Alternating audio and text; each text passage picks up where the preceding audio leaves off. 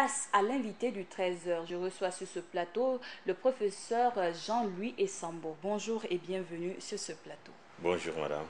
Alors professeur, dites-nous quel est le but recherché en initiant un colloque international sur le droit, surtout celui constitutionnel.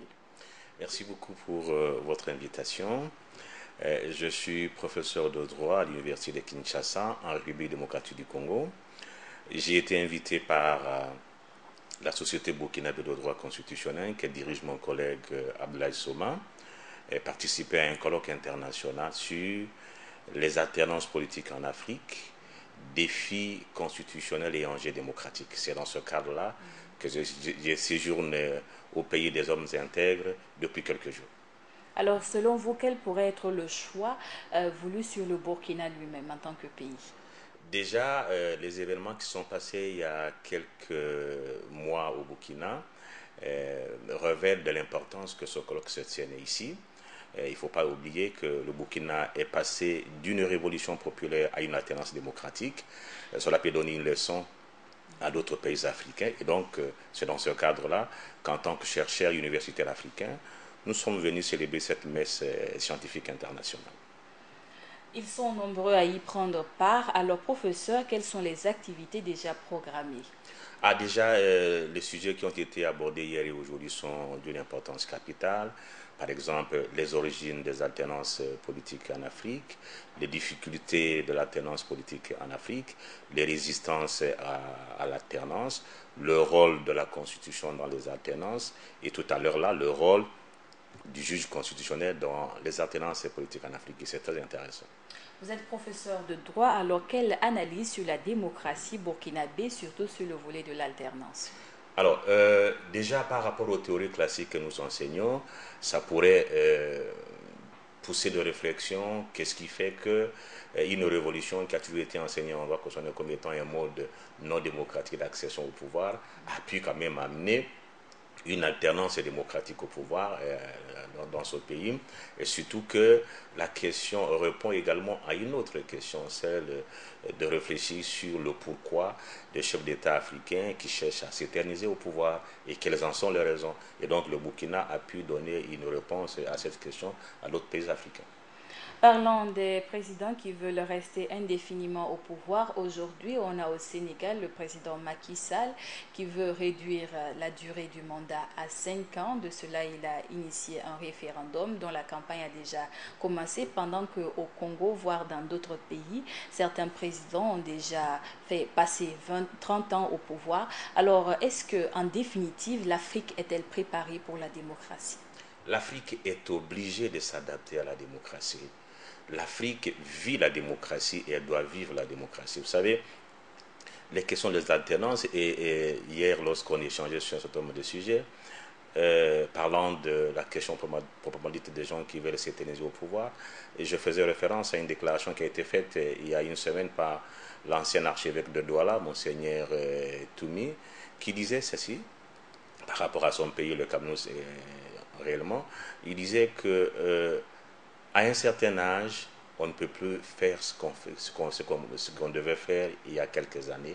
Et à un certain âge, plutôt que d'agir, on doit conseiller. Tout est centré sur cette réflexion. Et donc, on peut bien convenir que même la nature humaine, elle est faite d'adaptations chaque jour. Je pourrais peut-être vous donner un exemple très simple. Les habits que vous avez portés hier, vous ne les avez pas portés aujourd'hui, pas non plus demain. Ceci signifie que vous devez vous modeler par rapport aux réalités de la vie changeante.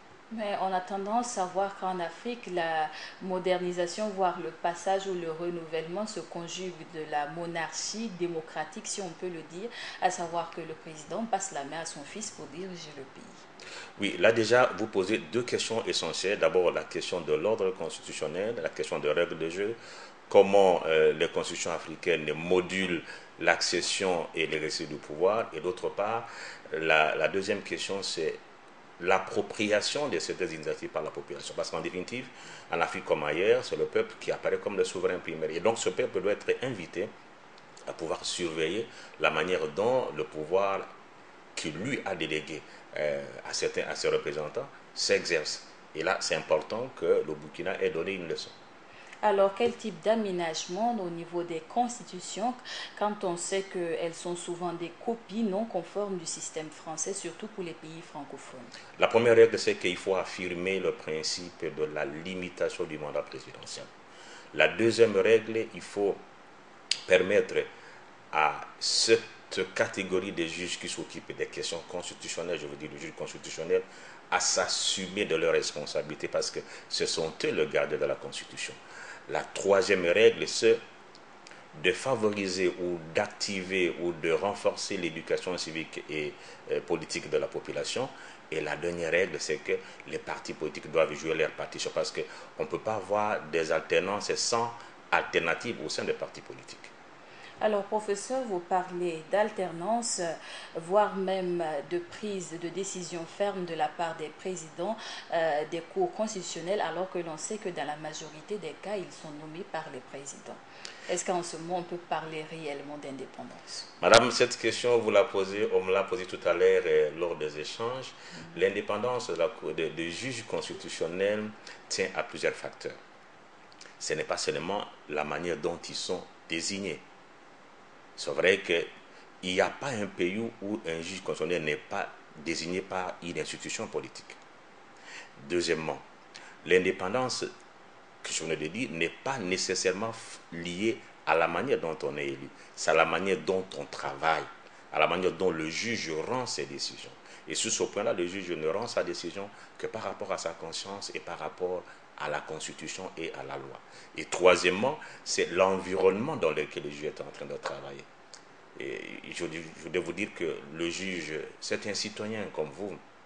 Avant d'être juge, il est un citoyen ordinaire. Il y vit dans une société.